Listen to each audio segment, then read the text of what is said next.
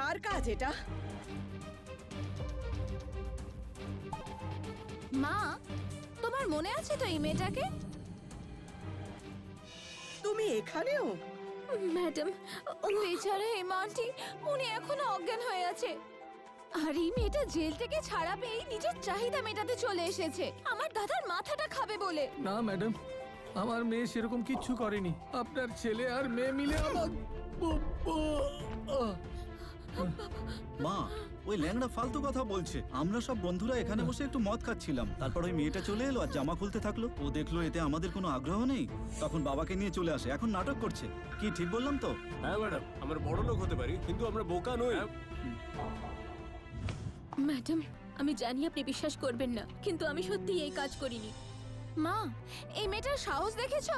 খুন করার পরেও কতটা নির্লজ্জ। আমার ছেলেকে পটাতে এসেছিলি? নির্লজ্জ বেহায়া।